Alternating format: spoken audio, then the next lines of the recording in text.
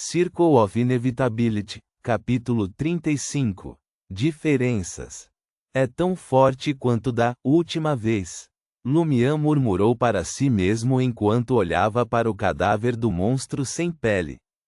Antes da reversão do tempo, ele estava empatado com o monstro, contando com sua inteligência para derrotá-lo. Agora, como Beyonder, ele só precisava de um golpe de machado para acabar com isso. Claro, tinha a vantagem de já vivenciar a mesma sequência de acontecimentos e conhecer a estratégia de ataque do monstro. Isso lhe permitiu antecipar seus movimentos.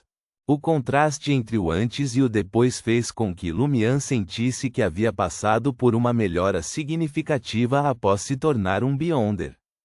Depois de ponderar por um momento, moveu o cadáver do monstro e foi para um canto, mas não o escondeu sob pedras, madeira e lama, deixando-o exposto junto com o sangue no chão.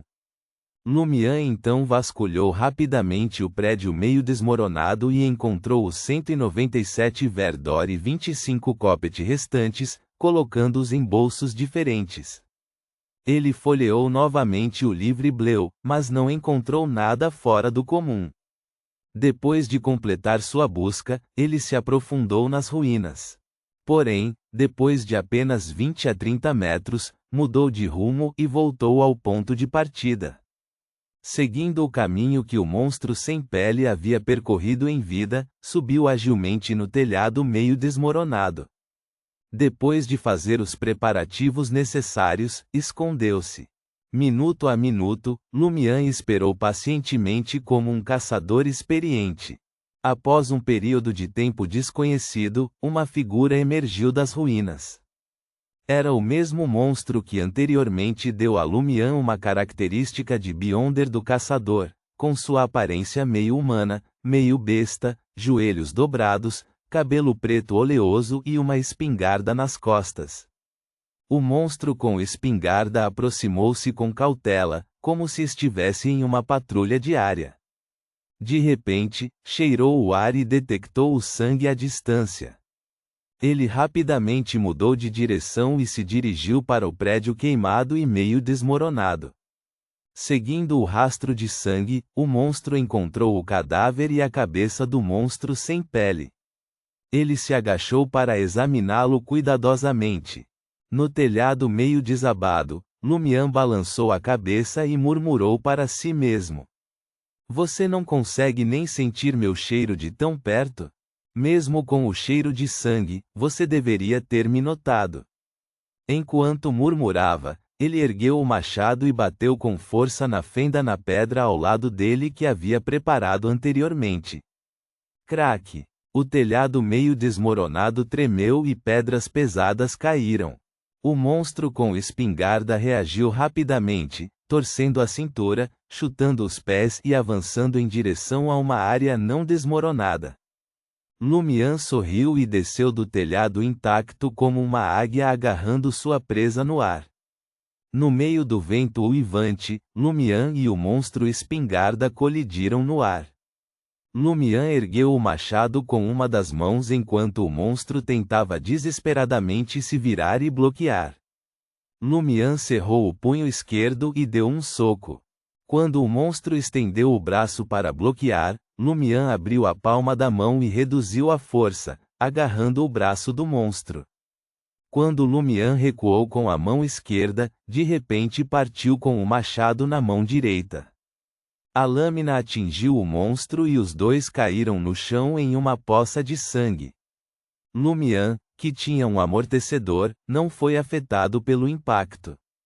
Ele ergueu a mão e separou a cabeça do monstro do corpo com o machado mais uma vez. Apesar de não querer, a cabeça rolou 2 vezes e separou-se do corpo. Levantando-se, Lumian olhou para o monstro e zombou: "Você enfraqueceu. Tudo o que você tem é uma concha aterrorizante, nada mais do que um espantalho empalhado dentro." Como caçador, ele estava confiante em lidar com o monstro espingarda novamente, mas não esperava que fosse tão fácil. Olhando para o cadáver no chão, Lumian esperou pacientemente que a característica de Beyonder aparecesse. Porém, depois de esperar muito tempo, não viu nenhum sinal da luz vermelho escura. Nada. Lumian murmurou para si mesmo, perplexo. Ele não ficou surpreso, no entanto. Da última vez, obteve a característica de Beyonder do monstro e a transformou em uma poção que ele já havia consumido. Como a reversão do tempo não me transformou de volta em uma pessoa comum, e a característica de Beyonder em meu corpo não desapareceu, isso significa que há uma característica de Beyonder de caçador a menos aqui. O monstro está apenas de volta ao seu estado de vida, mas falta-lhe essencialmente o que é importante. A questão agora é: por que ainda sou o mesmo antes da reversão do tempo? Ele não conseguiu encontrar uma resposta, então decidiu saquear as moedas de cobre do monstro espingarda e deixar as ruínas. Reticências. Na manhã seguinte, Lumian não fingiu estar com dor de cabeça na frente da irmã como havia feito no dia 30 de março. Em vez disso, acordou cedo e preparou o café da manhã, incluindo torradas, ovos escalfados fritos, bacon fatiado e muito mais. Aurore ficou surpresa ao ver a diligência de Lumian. Oh, você é tão diligente? Achei que você não conseguiria se levantar esta manhã depois de beber tanto ontem. Lumian respondeu casualmente: apenas um copo de uísque azedo e um copo de absinto. É muito. Aurore balançou a cabeça e sorriu. Do que há para se orgulhar? Além do vinho, outras bebidas alcoólicas não são saudáveis e afetam nossos cérebros. Não admira que você esteja se tornando cada vez mais estúpido, meu irmão bêbado. Lumian, que não conseguia discutir com a irmã, murmurou para si mesmo: porque o vinho é uma exceção? Porque eu gosto, respondeu Aurore, desafiando Lumian a responder.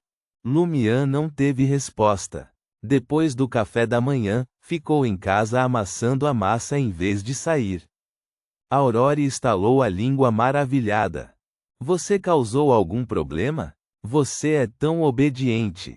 Diga-me, não vou bater em você. No máximo, darei a você uma aula de combate adicional. Nada. Lumian desviou a pergunta e disse: acho que as coisas na aldeia estão ficando cada vez mais estranhas. Algumas pessoas estão agindo cada vez mais de maneira anormal. Aurore, você se sente assim? Lumian observou que sua irmã não tinha nenhuma lembrança relacionada à reversão do tempo, mas a anormalidade na aldeia devia ter começado antes de 29 de março. Como uma espreitadora de mistérios, Aurore pode ter percebido isso, mas não prestou atenção suficiente a isso. A expressão de Aurore ficou séria. Até você pode sentir que algo está errado? Diga-me, quem foi que fez você se sentir assim? Como era de se esperar, Aurore sabia que havia algo errado com algumas pessoas, mas não esperava que o problema fosse tão sério. Lumian lavou as mãos e pensou antes de responder. Madame Poales, o padre, Pons Benet e o pastor, Pierre Berry, que voltou cedo para a aldeia. Há realmente algo errado com Madame Poales.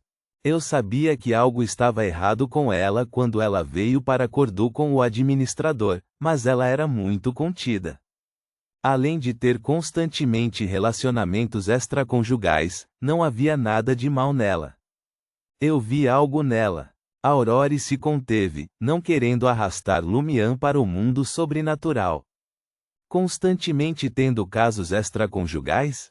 Antes de Lumian descobrir que Madame Poales estava tendo um caso com o padre, ele considerou Madame Poales uma mulher decente. Ficou surpreso ao saber que Madame Poales tinha casos com outros homens além do padre. É claro que isso estava de acordo com a visão estereotipada que Lumian tinha de Madame Poales. Quanto ao padre, ele tem o mesmo forte desejo de superpoderes que você, mas nunca recebeu as bênçãos da Igreja do Eterno Sol Ardente, continuou Aurore, um cara como Pons Benet, cujo cérebro nada mais é do que músculos, não consegue fazer nada de estranho. Quanto ao pastor, Pierre Berry, Trazer algumas ovelhas parece um pouco estranho, mas não consigo dizer o que há de errado, e eu não me atrevo a olhar mais fundo. Como seria de esperar de uma sequência 7 do Caminho do Espreitador de Mistérios? Antes da reversão do tempo, eu não tinha conversado muito com a grande irmã sobre tais tópicos. Na verdade, ignorei a dica crucial de que poderia haver um problema com as ovelhas de Pierre Berry. Sim, eu não suspeitava muito de Pierre Berry naquela época. Só achei um pouco estranho ele voltar mais cedo para participar da quaresma. No momento em que Lumian estava prestes a falar, houve um tilintar na porta. A campainha tocou. Lumian foi até a porta e perguntou: "Quem é?" "Um telegrama para Aurore." A pessoa do lado de fora respondeu em voz alta. "Um telegrama?" Aurore estava confusa. Quem me enviaria um telegrama? Não há nada urgente recentemente. Lumian também ficou intrigado. Eles não haviam recebido nenhum telegrama antes da reversão do tempo em 30 de março. Espere, Lumian pensou. Fui à praça da vila no início do dia 30 de março para esperar por Raimunde. Talvez a grande irmã tenha recebido um telegrama, mas não me contou. Lumian abriu rapidamente a porta. Do lado de fora estava Bertrand, o subordinado do administrador encarregado dos telegramas. Ele entregou um pedaço de papel a Lumian e disse: "Um ver d'or." Bertrand, de cabelos e olhos castanhos, não era de Cordoue e veio para cá com o administrador de Dariège. Ele parecia caloroso por fora, mas na verdade era bastante ganancioso. Lumian jogou uma moeda de prata no valor de um ver d'or para Bertrand e olhou o telegrama. O conteúdo era simples. Lumian navegou rapidamente por ele. O salão de autores mencionado acima é em junho. Se desejar, senhorita Aurore, pode partir agora para Traer. Reserve tempo suficiente para um passeio. Garantimos que será uma viagem muito bonita. Foi assinado pelo departamento editorial da Novel Semanal. O que? Os olhos de Lumian se arregalaram. Esta foi uma resposta da Novel Semanal? Quando eu disse que queria frequentar o salão de autores. Aurore se inclinou e leu o telegrama. O que há de errado com o departamento editorial da Novel Semanal? É chato ter que conhecer tantas pessoas ao mesmo tempo. Bertrand já estava bem longe da porta. Lumian ficou atordoado e de repente teve um palpite ousado. O telegrama em suas mãos era de fato uma resposta da Novel Semanal, mas era uma resposta ao telegrama que ele enviaria em alguns dias.